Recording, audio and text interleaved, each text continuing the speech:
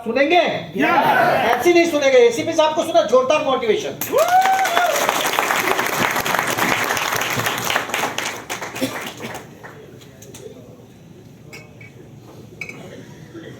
सभी को नमस्कार। पहले तो मेरा आप लोग आए यहाँ मुझे मौका दिया, मैं तो एक्चुअल फ्रेंड हूँ इनकी, तो इन्होंने जस्ट मुझे मिलने के लिए बुलाया था। मुझे पता नहीं था इतना एक्सीलेंट प्रोग्राम यहाँ पर ऑलरेडी चल रहा है, और मैंने नाम मुझे अभी तक मालूम नहीं है उनका जिन्होंने बोल रहे थे अभी, लेकिन मैं सच में क्लैप करने से अपने आप को रोक नहीं पाई। जिस तरीके से उन्होंने आपको सबको मोटिवेट किया और अपने ये डायरेक्ट सेलिंग प्रोग्राम में आप लोगों को इतना सारा कुछ बताकर जिस कंपनी से जुड़ने के लिए आप लोगों को प्रेरित किया उन्होंने, वो अपने आप में एक बहुत बड़ी बात है। मैं ये मानती हूँ कि कोई भी काम छोटा नहीं होता, और सबसे बड़ी बात यह है कि जो भी जब तक हम किसी भी कहते हैं एक जो व्यापार करते हैं वो इस चीज़ को समझते होंगे, कहते हैं कि जो गद्दी है ना, कोई भी किसी भी चीज़ के काम करने के पे जब हम किसी गद्दी पर जाके बैठते हैं तो वो कम से कम 6-7 महीने 8 महीने लेती है आप लोगों को पहचानने के लिए और आप लोगों को समझने के लिए और आप लोगों को काम में जुटने के लिए,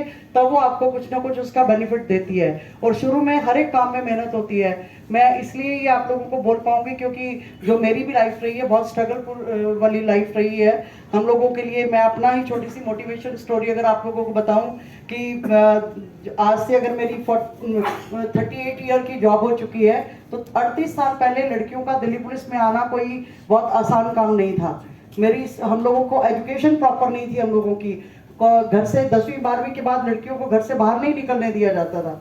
तो किस तरीके से घर से लड़ाई कर करके हम लोगों ने एजुकेशन ली, कॉरस्पॉन्डेंस से ग्रेजुएशन की। उस टाइम भी 8 दिन तक घर में भूख हड़ताल करनी पड़ी पेरेंट्स के साथ कि जी अगर एडमिशन नहीं कॉलेज में दिलवाओगे, क्योंकि मुझे था कि मुझे जाना पुलिस में है। तो उस चक्कर में काफ़ी ज़्यादा मशक्कत करनी पड़ी अपनी स्टडी के लिए। कॉरस्पॉन्डेंस से ग्रेजुएशन करके दिल्ली पुलिस में फादर बिल्कुल, क्योंकि खुद पुलिस में थे, कांस्टेबल थे, उनको लगता था कि दिल्ली पुलिस की जॉब जो है ये बहुत टफ जॉब है, और खासतौर से लड़कियों के लिए उस टाइम में, आज से अगर 38 साल पहले की बात करें तो लड़कियों के लिए ये कैपेबल नहीं है, क्योंकि तो उस टाइम ट्रांसपोर्टेशन के साधन नहीं होते थे। लड़कियों को घर से बहुत ज़्यादा बाहर निकलने नहीं दिया जाता था, जल्दी लड़कियों की शादी कर दी जाती थी, एजुकेशन उन लोगों को दिलाई नहीं जाती थी। लेकिन मेरा था कि मुझे कांस्टेबल रैंक पर नहीं आना, मैं कम से कम सब इंस्पेक्टर रैंक तो मिनिमम आऊँगी।